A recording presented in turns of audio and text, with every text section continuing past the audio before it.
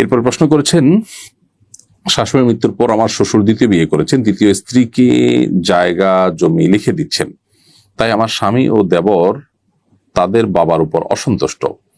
তারা কি বাবার জীবদ্দশায় মিরাজ বন্টনের জন্য বাধ্য করতে পারেন বাবাকে? না, এটা করার সুযোগ নেই। কোন মানুষ তিনি জীবদ্দশায় কাউকে গিফট করবেন কি করবেন না, এটা একান্ত তার ব্যাপার। জীবদ্দশা দান করে সেটা মিরাজ হিসাবে গণ্য হয় না, সেটা গিফট হিসাবে গণ্য হয়। গিফটে আপনি বাধ্য করতে পারেন না। তবে হ্যাঁ, এটা ঠিক যে আপনার শ্বশুর দ্বিতীয় বিয়ে করে দ্বিতীয় স্ত্রীকে যে জায়গা জমি লিখে দিয়ে দিচ্ছেন সন্তানদের বঞ্চিত করার উদ্দেশ্যে যদি এটা করেন, এটা অন্যায় হবে। হ্যাঁ, স্ত্রীকে ভালোবেসে তিনি কিছু গিফট করছেন, সেটা তার জন্য নাজায়েজ নয়। কিন্তু সন্তানদেরকে ভুলে যাওয়া, ওয়ারিসদেরকে ভুলে যাওয়া এবং তাদেরকে মাহরুম করে দেওয়া বা তাদেরকে মাহরুম করার উদ্দেশ্যে এটি করা, সেগুলো অন্যায় কাজ। কিন্তু তাই বলে তাকে আপনারা বাধ্য করতে পারেন না যেন আপনাদেরকে তিনি গিফট দিয়ে দেন, এটা গিফট হিসাবে বিবেচিত হবে। আর সন্তান মূলত বাবা মার সম্পদ পেয়েই ধনী হবে, এই ব্যাপারটা এরকম না। আল্লাহ তাআলা অন্য কোনো ভাবে তাদেরকে সচ্ছল করতে পারেন। সেজন্য বাবার উপরে এতটা ডিপেন্ডেন্ট হয়ে যাওয়া উচিত না যে বাবার সম্পদ না হলে একেবারে আমি পাগল পরা হয়ে যাব এবং গুনাহে লিপ্ত হবো, এমনটি করা উচিত না। এরপরে প্রশ্ন হলো, নামাজে দুরূদ ইব্রাহিম ছাড়া অন্য কোনো দুরূদ পড়লে নামাজ সহিহ হবে কিনা? উত্তর হলো, যে কোনো অর্থবহ দুরূদ যেটাতে নবী সাল্লাল্লাহু আলাইহি ওয়াসাল্লামের প্রতি দুরূদ প্রেরণ করা হয় সেটি পড়লে নামাজ হয়ে যাবে, কিন্তু দুরূদ ইব্রাহিম পড়াই হলো উত্তম এবং শ্রেয়। নবী সাল্লাল্লাহু আলাইহি ওয়াসাল্লাম দুরূদ ইব্রাহিম শিক্ষা দিয়েছেন নামাজের সাহাবীদেরকে আদায় পড়ার জন্য। অতএব দুরূদ ইব্রাহিমই আমাদের পড়া উচিত। যদি এটা ছাড়া অন্য কোনো দুরূদ আমরা পড়ি, নামাজ হয়ে যাবে। বাই ওয়ান গেট ওয়ান লেনদেনের সাথে কি সুদের সম্পর্ক আছে?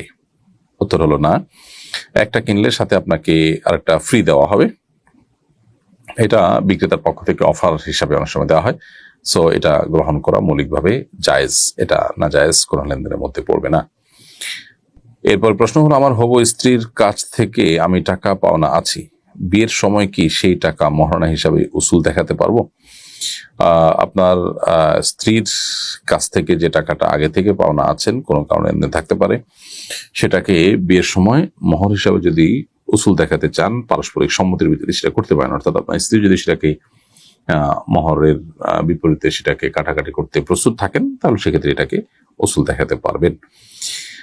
নামাজের বিষয়ে আমার বাবা অত্যন্ত কঠোর। কয়েকবার এমন পরিস্থিতি হয়েছে যে আমার উপর গোসল ফরজ ছিল, কিন্তু গোসল করার মতো পরিবেশ পাইনি, তবুও ওযু করে বাবার পেছনে নামাজে দাঁড়াতে হয়েছে।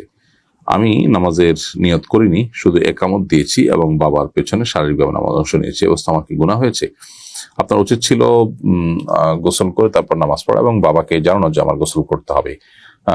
আল্লাহর বিধান পালন করার ক্ষেত্রে যদি কোনো জড়তা বা লাজুকতা আসে, সেই লাজুকতা ইমানের অঙ্গ নয়, বরং সেটা কুফরির অঙ্গ। অর্থাৎ ভালো কাজের ক্ষেত্রে যদি জড়তা তৈরি হয়, লজ্জা তৈরি হয়, তাহলে সেক্ষেত্রে সেই লজ্জাকে প্রশ্রয় দেওয়া উচিত না। এখানে আপনার এই কাজটি করা উচিত ছিল, যেটি আমরা মাত্র উল্লেখ করলাম। কিন্তু যদি আপনি সেটি না করে নামাজের নিয়ত ছাড়া জাস্ট আপনি উঠা বসা করে বাবাকে সান্ত্বনা দিয়েছেন, কারণ হয়তো আপনার গোসল করার মতো পরিবেশ পরিস্থিতি ওই সময় ছিল না, কিংবা বলতে পারেন নাই, তাহলে আপনার গুনাহ হয়নি। কারণ বিনা উযুতে বা অপবিত্র অবস্থায় নামাজ পড়া গুনাহ, সেই গুনাহ থেকে আপনি মুক্ত রয়েছেন, কারণ আপনি নামাজের নিয়ত করেননি। কিন্তু এই কাজটি আপনার ভুল, বরং ফরজ গোসল আপনাকে যে কোনো মূল্যে করে তারপরে নামাজের দিকে যেতে হবে। জড়তার কারণে, লাজুকতার কারণে গোসল না করা কিংবা গোসল যে ফরজ যেটা না বলা, এগুলো ভুল।